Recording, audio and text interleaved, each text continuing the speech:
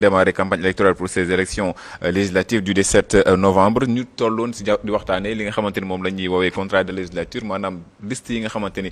validé nañ leen ñu war a dem jongante ji lan mooy les promesses yi nga xamante ni moom la ñu war a def les Sénégalais sur les lois yi nga xam moo gën a am solo en tout cas mu ëppoon débat si 2 ans yi ñu nekk. oui di leen sant bu baax a baax di leen gërëm di nuyu Demba Ramata Dia et puis Georges aussi di leen sant bu baax a baax je crois que ni en réalité ce qu'on doit attendre c'est chez ces hommes politiques là ceux qui veulent en tout cas être députés à l'Assemblée nationale c'est que justement ñu fonctionner sur les priorités des Sénégalais aujourd'hui la question c'est de savoir lan la Sénégalais yi soxla tey jii nii mooy ñu régler seeni problème u précarité parce que on se rend bien compte que ni Sénégalais yi ñu ci bari amuñu liggéey te régime bi nga xam ne dafa dugg ñu bari dafa dugg léegi il y a pas longtemps ak Bassirou Diomaye Faye comme président de la République dañu am yaakaar ci ñoom parce que dañu gëm ni ñooñu bu ñu ñëwee dinañ leen mettre dans des conditions qui puissent justement régler le problème ou les problèmes de l'employabilité au Sénégal maanaam surtout que ni on se rend bien compte que ni 70% de ces Sénégalais ont moins de 35 ans et la majorité de justement ces gens-là ont voté de ces jeunes ont voté pour le président Diomaye Faye donc am nañ yaakaar ci moom parce que gëm nañ ni li ñuy wax projet buñ ko mettre en pratique donte sax ñoom xamuñ luy projet mais gëm-gëm la rek ak benn yaakaar bu ñu am ci ñoom bés buñ ko mettre en pratique seeni aajo dina faju ci lu bare surtout par rapport au travail et au bien-être futur donc il se trouve que ni loolu moom la Bassirou Diomaye Faye ak ñi mu àndal ñoom Ousmane Sonko teg ne xëy na loolu la il faut pour ñu mën ko mettre en pratique il faut que ñu am une majorité à l'Assemblée nationale la question maintenant c'est de savoir est-ce que c'est vrai ou est-ce que c'est faux est-ce que dëgg la ñoom li ñuy wax mën nañ ko def wala est-ce que du dëgg effectivement c'est peut-être possible mais en tout cas une chose est sûre mooy am na ñoo xam ne ñi ngi nekk dans l'opposition ñoom tam gëm nañ ni Bassirou Diomaye Faye il peut travailler il peut faire peut-être tout ce qu'il veut pas forcément tout mais au moins en partie ci kaw bu fekkee ni am na une opposition boo xam ne mën na ko ci jàppale mu doon un travail j'allais dire en bonne intelligence parce que aussi il faut que ñu bàyyi xel ci benn affaire au Sénégal dafa jeex léegi ñu ne un président de la République dafa war a am majorité pour mu dérouler quand on est dans un peuple voilà ci peuple boo xam ne dañuy fonctionner en toute intelligence ak suñu niveau de maturité am na fu mu toll war nañu mën a collaborer c'est-à-dire war nañu mën a collaborer maanaam pouvoir exécutif mën a collaborer avec l'Assemblée nationale le pouvoir législatif li ñu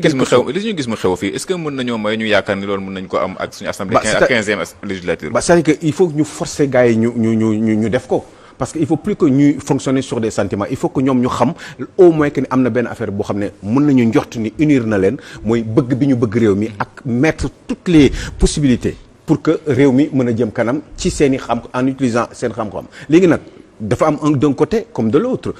dañu ne ay opposition lañ ay dañuy opposante par rapport ak ci seen gis-gis bi ñu war a mën a am ci doxalin réew mais nag c'est ce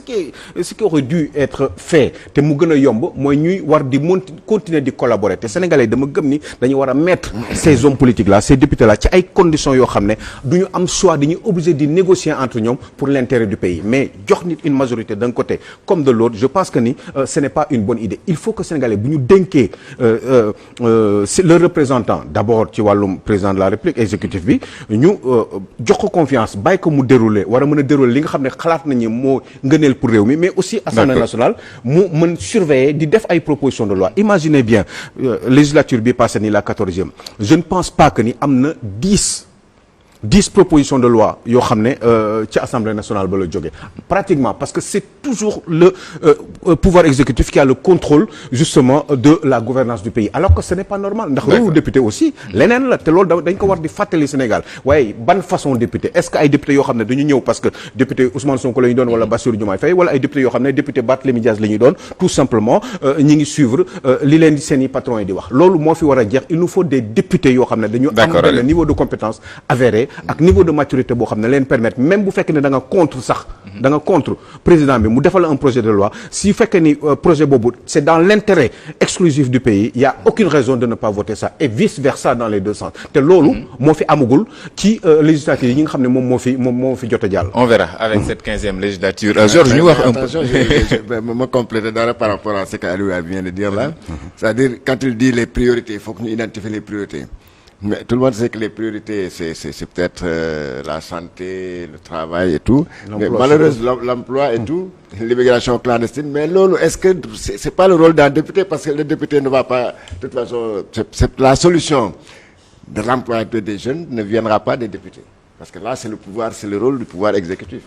non xam nga le rôle d'un député juste rek 30 secondes rek le rôle d'un député aussi c'est de faire des propositions de loi. mais de loi yooyu mun na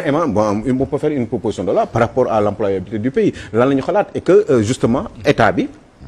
accéder ci proposition boobu nangu ko même bu fekkee ne député opposition la sax mu nangu ko loolu lépp mi ngi dépendre ci niveau de maturité bi et je pense que yooyu dafay exister. Barack Obama je le dis souvent il a gouverné 2 fois les États-Unis en 2 mandats il n'a jamais eu de majorité dans d'autres pays aussi surtout des pays du nord de l'Europe yooyu dafay faral di am léegi ñun ñoo war a toll foofu waratuñ ne rek parce que c'est dangereux quand même d'avoir un pouvoir exécutif qui fait tout parce que tout simplement il a une majorité à l'instar de Macky Sall à l'instar de Abdoulaye Wade et des autres présidents qui se sont précédés ici. loolu moo fi war a jeex il faut que ça soit équilibré ba nga xam ne président bi aussi du war a mën a def lu ko neex wala selon les sentiments wala am ay députés yoo xam ne ce sont des moutons de Panurge. loolu daf fi war a jeex. tudd nga léegi mais des députés matures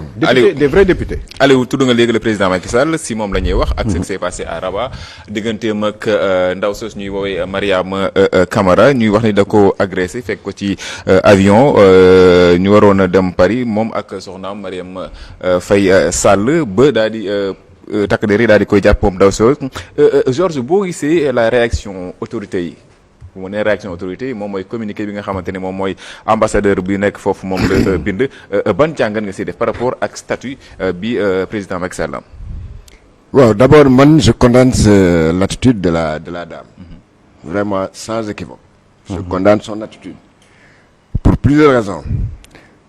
J'aurais compris que parce que mu ñëw fekk le président de la République l'ancien président mu toog ànd ak soxnaam nee na xame na leen parce que j'ai écouté sa version j'ai lu également ce que madame Marième Faye Sall lu mu wax il a expliqué à travers un post qu'a fait le journaliste Cheikh Yérim Seck. J'ai lu aussi les ministres des Affaires étrangères bind mais lu tax je suis pas d'accord avec l'attitude de la dame et son comportement, moins que le président, il n'est plus président en exercice. N'est-ce pas? Moi, je ne suis pas d'accord avec tout ce que Macky Sall a fait dans ce pays. Mais man, su ma ko fekkee dans un avion, mu toog ma xame ko, su ma neexee ma nuyu ko, su ma neexul ma dem toog. Mais du ma ko wax dara. Je ne vais pas l'invectiver, du ma ko saaga, du ma ko ne yow yaa yàq Sénégal.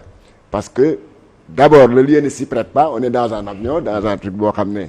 c'est presque un truc privé parce que la rame, quoi qu'on puisse dire, voilà, on n'est pas en meeting de toute façon. J'aurais compris son comportement si c'était par exemple un président en exercice qui se déplace hors du Sénégal. Mu dem xawma États-Unis, mu dem Italie, mu dem Espagne. Que les Sénégalais se mobilisent, wane ay pancartes, ne que voilà, nous ne sommes pas contents de ce que vous êtes en train de faire au Sénégal. Loolu ñëpp xam nañ ko. Ça c'est pas une truc sénégalais, c'est pas une spécialité sénégalaise. Ça se passe un peu partout dans le monde. Et c'est pas aussi, on ne l'a pas fait seulement sous Macky Sall, on l'a fait sous Abdou Diouf. Des députés sont mobilisés ici en 2000, en 98. ñoom Amath Dansokho ñoom Abdoulaye Bathily mobilisé wu fekk Abdou Diouf fële au Palais Bourbon à Paris di manifester et ça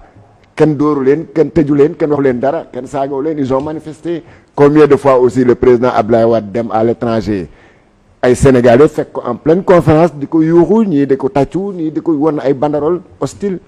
Le président Macky Sall, même chose quand il était là également. Il en a vu de toutes les couleurs avec les Sénégalais de la diaspora qui ont manifesté chaque fois qu'il était de passage quelque part. Muy États-Unis, muy France, muy Italie, muy Espagne, un peu partout dans le monde.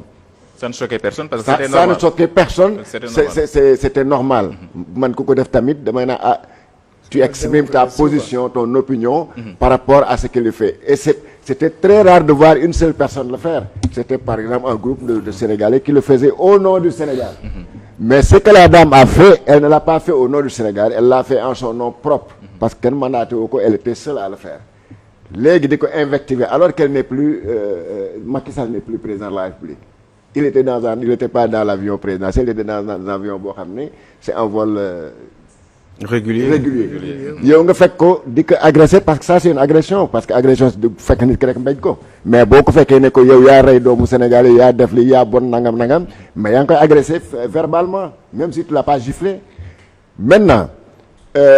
bu fekkoon ne parce que là ce n'est même pas le comment on appelle Macky Sall bu fekkee ne def na des il a commis des crimes financiers, des crimes nangam, c'est pas la dame là qui va régler ça. C'est la justice sénégalaise qui va régler ça. C'est la justice sénégalaise qui doit appeler Macky Sall ne que boo ñëwee ci réew mi tu vas rendre des comptes sur ta gestion lii ak nii. Le comportement, pour revenir maintenant au communiqué de l'ambassadeur. Parce que là également, c'est pour finir avec ça, c'est que il faut, c'est pas la personne de Macky Sall qui m'intéresse, mais c'est son statut d'ancien président de la République. Les anciens présidents, ku ne xam na ne sinon si c'est comme ça. kon ku ànd ak ku ko fekk dans un avion nga saaga ko wala nga mbéj ko. wala boo ànd ak Ablaye Wade mën nga ko fekk fële sa point et wax ko loolu ne. ça ne doit pas se passer comme ça. Le communiqué du ministre des Affaires étrangères, là aussi il y a quelque chose à dénoncer, c'est que ici il s'agit pas de venir en assistance ou bien aider une compatriote. Non, parce que c'est deux Sénégalais qui ont des problèmes là-bas. bu fekkoon ne moom la dame là dafa am un problème avec un Marocain qui l'accuse de vol, qui l'accuse de xawma lan, qui l'accuse de propos xénophobes. Foofu l'État du Sénégal a le droit d'assister son ressortissant, son compatriote, parce qu'il a affaire à un Marocain ou un Français bi nga xam ne daf koy néewal doole, daf ko bëgg je sais pas, note ou quelque chose comme ça. Mais si c'est deux Sénégalais qui ont des problèmes, mais bu neexee Macky Sall mu porte plainte ne ko kañ ñu réglé. léegi nag justice Sénégal mooy lan mooy peut-être jéem a régler seen diggante ba jàmm am seen diggante, mais n'a pas à dire que lui c'est un citoyen, c'est une citoyenne sénégalaise, dañ ko tooñ, dañ ko ëpp doole. ñaari Sénégal ñoo seq mbir, ñaari Sénégal bu ñu amee problème ku nekk am nga droit porter plainte sa morom. Et ils sont hors du territoire d'ailleurs. Madame Ramata, sur cette histoire là bu xoolee communiqué yi officiel maanaam autorités yi ngeen yëpp amul baatu président Macky Sall